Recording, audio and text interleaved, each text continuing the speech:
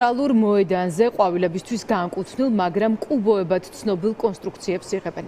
არა და მოედნის რეაბილიტაციისთვის 2 მილიონია დახარჯული. თანხა მთლიანად ევროკავშირმა გამოყო, მაგრამ ახლა თითქმის 3 წლის შემდეგ მილიონებს ოცნება წყალში ყრის.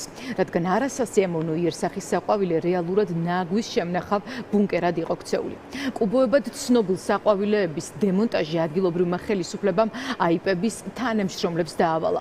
რა საყვავილეებზეა საუბარი და რატომ გადაწყვიტეს ახლა მათი მოხსნა ნატო გოგელია მოგვიყვება.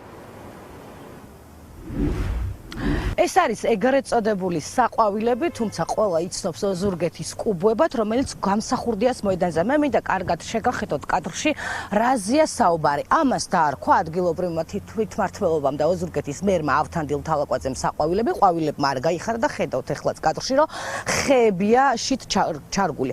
ეს რამდენიმე ცალი გუშინ დაიწყო აღების ეს ეგრეთ წოდებული სპეცოპერაცია, როგორც გურიაში იხუმრეს კიდეც და აქაც ხედავთ. ყოველს გულში მთელი დღის განმავლობაში ძლიერ სიცხეში ამუშავეს დასუფთავების სამსახურის თანამშრომლები, რომლებმაც ისიც კი არ იცოდნენ, აიღებდნენ თუ არა ამაში დამატებით შემოსავალს. ამ კუბოებთან, ეგრეთ წოდებულ კუბოებთან დაკავშირებით არაერთი სკანდალში გაეხვია ადგილობრივი თვითმმართველობა 2023 წელს დადგეს და ხო, როგორც შენც უთხარი ნატა მაყურებელს 2 მილიონი ლარამდე დაიხარჯა ამ მოედნის რეაბილიტაციას და მათ შორის აი ამ ეგრეთ წოდებულ კუბოებზე მე კიდევ ერთხელ შეგახედებთ მიმდებარე ტერიტორიაზე როგორ არის ეს ეგრეთ წოდებული საყვავილე კუბოები განთავსებული, რასაც ბუნებრივი ადგილობრივების კრიტიკაც მოყვა და უფრო მეტიც ამ ადგილზე გასულ წელს ვიღაცამ ამ დრომდე დაუდგენმა პირმა, ხედავთ ჩემს უკან პოლიციის შენობას, თუმცა ვერც მათ დაადგინეს, მარიხუანაც კი დათესა, რომელიც აქ იზრდებოდა და ამასაც მოყვა დიდი ხმაური. მაშინ ოზურგეთის მერი გამოვიდა, საგანგებო ბრიფინგი და ვიდეო მოგვიწყდა და თქვა, რომ ტევ პირველს მათ შორის და ოპოზიციას თურმე არ ადარდებს ადამიანების ბედი ქალაქის იერსახეზე არ ზრუნავ და უბრალოდ სილამაზეს ვერ აღვიქვამ. თუმცა ეს სილამაზე, რომელსაც 2 წლის წინ ავთანდილ თალაკვაძე ამას უწოდებდა, გუშინ დაიწყეს ამის აღება.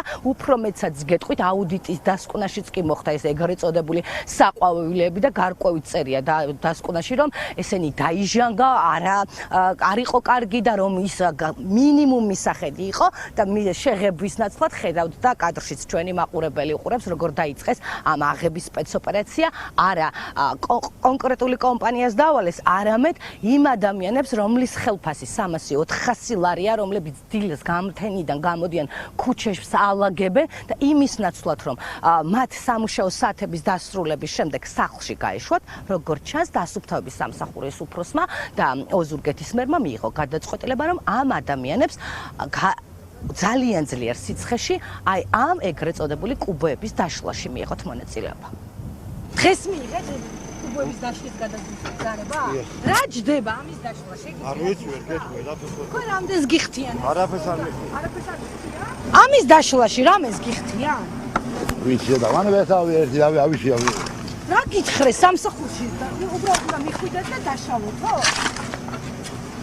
ანუ ანაზღაურების კეთილმოწყობაში მუშაობთ, ხო? ყველა უნდა იყო? არ ვიცი. ანაზღაურებას გაძლევენ? მე დღეს დევის კადრი დამუშავე. და რა გითხრათ ხელმძღვანელმა რო და გამოგიშვათ, რა გითხრათ? ყველა უნდა იყოთ?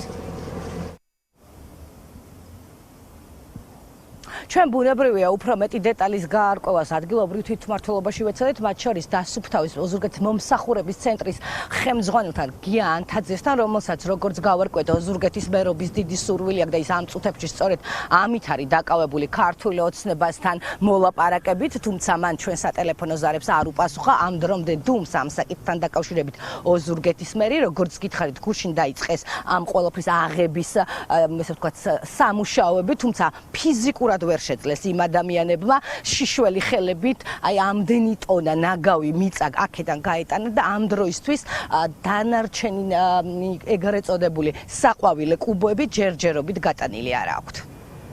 ოზურგეთი და ნატო გოგელია გვერდებოდა, მადლობა ნატო.